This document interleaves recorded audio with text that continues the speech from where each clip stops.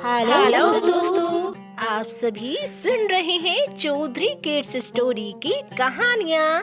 आशा करती हूँ कि आप सभी बहुत अच्छे होंगे।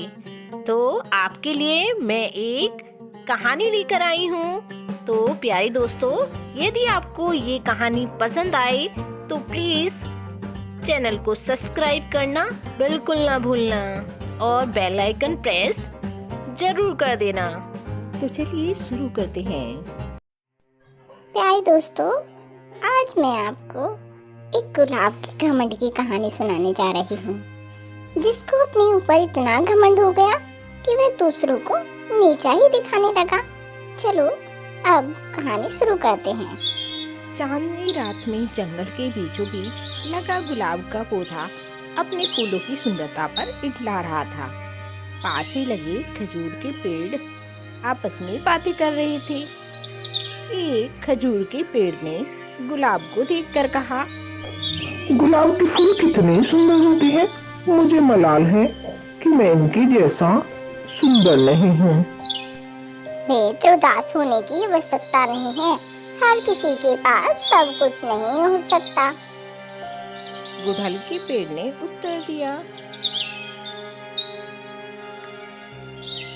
गुलाब ने उनकी बातें सुन ली। उसे अपनी सुंदरता पर और गुमान हो गया। वह बोला, इस जंगल में सबसे सुंदर मैं ही तो हूँ। तभी सूरजमुखी के फूल ने उसकी इस बात पर आपत्ति जताते हुए कहा, तुम ऐसे कैसे कह सकती हो? इन जंगल में बहुत सारे सुंदर फूल हैं और तुम बस उनमें से एक ही तो हो। लेकिन सब मुझे देखकर ही तारीफ करते हैं। गुलाब ने इतराते हुए कहा, देखो इस नागफनी के पौधे को, ये कितना बदसूरत है। इस पर तो कांटे ही कांटे हैं। कोई इसकी तारीफ क्यों नहीं करता? ये तुम किस तरह की बात कर रही हो? अब की बार खजूर का पेड़ बोला, तुम में भी तो कांटे हैं, लेकिन फिर भी तुम सुंदर हो। गुलाब को इस बात पर गुस्सा आ गया। तुम्हें तो सुंदरता का मतलब ही नहीं पता। तुम्हें इस तरह मेरे कांटों और इस नागफनी के कांटों की तुलना नहीं कर सकते। हम में बहुत फर्क है। मैं सुंदर हूँ और वो नहीं। गुलाब ने गुस्से में आकर कहा। तुम में घमंड चढ़ गया है गुलाब। इतना कहकर खजूर के पेड़ ने अपनी डालियों को दूसरी ओर झुका ली। इन सब के बीच नागफनी का पौधा चुप रहा, लेकिन गुलाब ने गुस्से में अपनी जड़ें नागफनी के पौधों से दूर हटाने की कोशिश की, लेकिन ऐसा संभव नहीं था। कुछ देर प्रयास करने के बाद गुलाब ने चिढ़कर नागफनी के पौधे से कहा, तुम एक निरर्थक पौधे हो। तुम में ना सुंदरता है, ना तुम किसी काम के हो। मुझे दुख है, मुझे तुम्हारे पास रहना पड़ रहा है। नागफनी का पौधा उदास हो जाता है, वे कुछ नहीं कहता। गुलाब की बात सुनकर नागफनी को बहुत दुख होता है। वह बोला, भगवान ने किसी को भी निरर्थक जीवन नहीं दिया है। ओहो। गुलाब ने उसकी बात अनसुनी कर दी। मौसम बदला और बसंत ऋतु चली गई। धूप की तपिश बढ़ने लगी और पेड़ पौधे मुरझाने लगे। गुलाब भी मुरझाने लगा।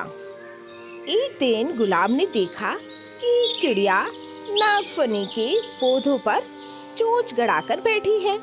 कुछ देर बाद वह चिड़िया वहां से उड़ गई। वह चिड़िया ताजगी से भरी लग रही थी। गुलाब को ये बात समझ नहीं आई कि वह चिड़िया नागफनी पर बैठकर क्या कर रही थी। वह ऐसा ही सोच रही थी। उसने खजूर के पेड़ से पूछा, ये चिड़िया क्या कर रही थी उसके पास?